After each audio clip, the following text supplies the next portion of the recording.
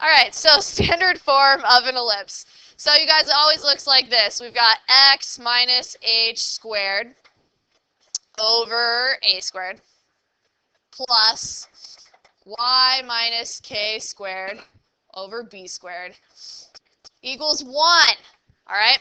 Ellipses, and when we get to hyperbolas, are always equal to 1 when you're in standard form. Okay? And A, in this case, is whatever's bigger. So if it's stretched in the x direction, so if your ellipse looks like that, stretched this way, that means the bigger number is underneath the x part. And if it's stretched this way, then the bigger number is under the y part. And your center of these is always h, comma, k, which the book always starts with these at 0, 0, which really helps. Makes it a lot easier when you're at 0, 0. All right, and then if we want to find the length of the major axes. So the major axes, you're going to go out a distance of A and over a distance of A. And again, that's the x direction. So whatever's under x, you take the square root of it and you go that direction, left and right. So the whole length of this is A and this is A, so the major axis length is 2A. And then the minor axis, or in this case, that would be the y direction, as long as this one's stretched horizontally. Then this would be B and this would be B, and so the whole length of it is 2B. And then we have the foci, which I just found for you. And the technical formula I want you to write down is the square root of the big squared minus the small squared. In other words, it doesn't really matter what A and B are. I just want you to take the bigger one minus the smaller one. How come we wouldn't do the smaller one minus the bigger one? You get a negative. That's not what we're looking for. We're looking for a distance. All right, so always do the bigger one minus the smaller one and square root it, and that gives you your foci. And your foci always lie on the major axis. So like let's say it's stretched in the x direction, then your foci lie somewhere on the x distance axes. And if it's stretched this way, your focus will be somewhere around there. All right, and we'll do some. All right, steps to graph an ellipse. Just do it. All right, let's do it. So graph the ellipse.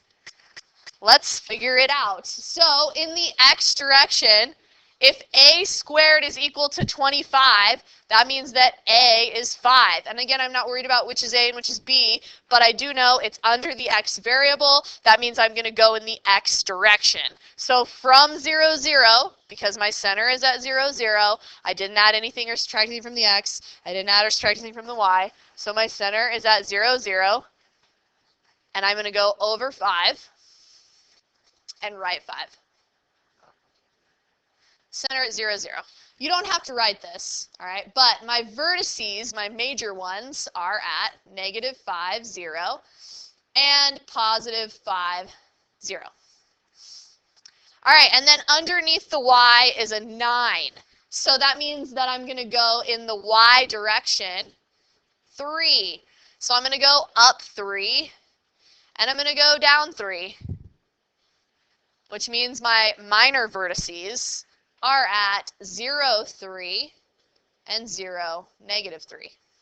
And I can go ahead and draw my really pretty oval, as you guys would say. Ellipse. All right.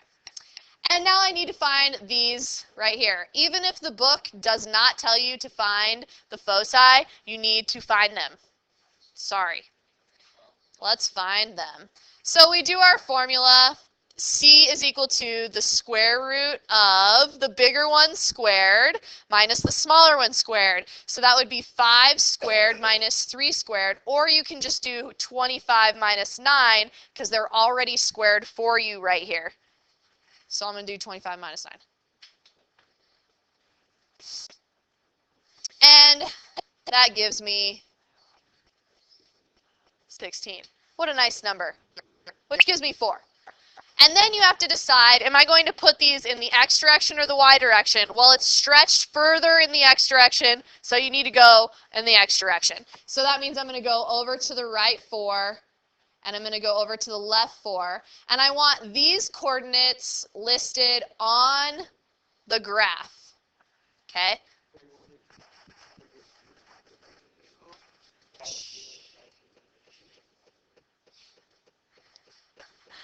Let's try another one. So this one is not in standard form. The first thing we need to do is put it in standard form. So that means I have to be equal to 1. So I need to divide by 20 in order to get a 1 right there. Sorry, and divide by 20 and divide by 20.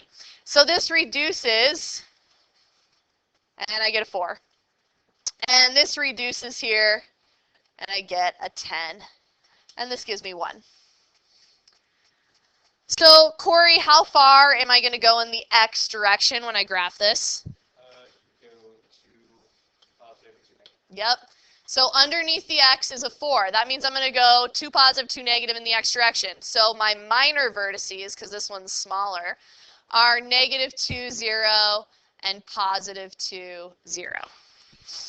All right, and then I need my major ones underneath the y. So Dylan, how far should I go in the y direction?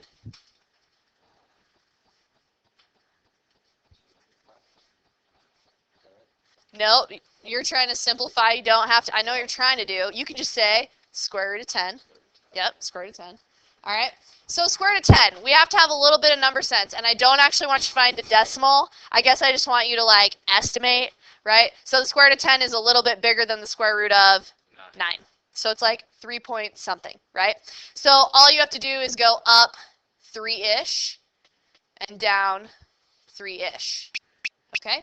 And when you write these down, you can say 0 square root of 10 and 0 negative square root of 10.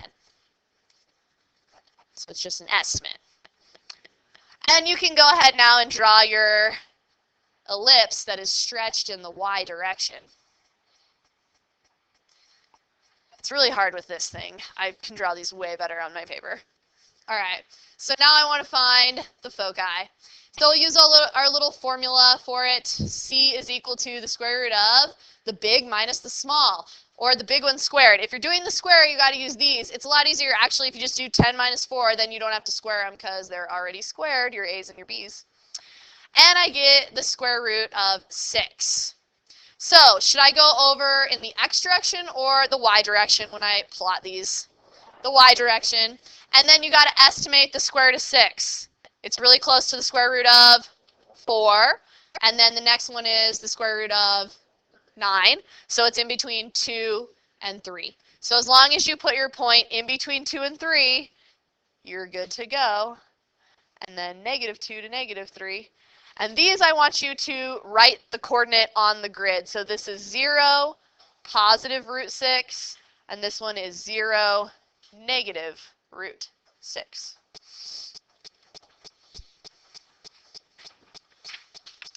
You guys try this on your whiteboard.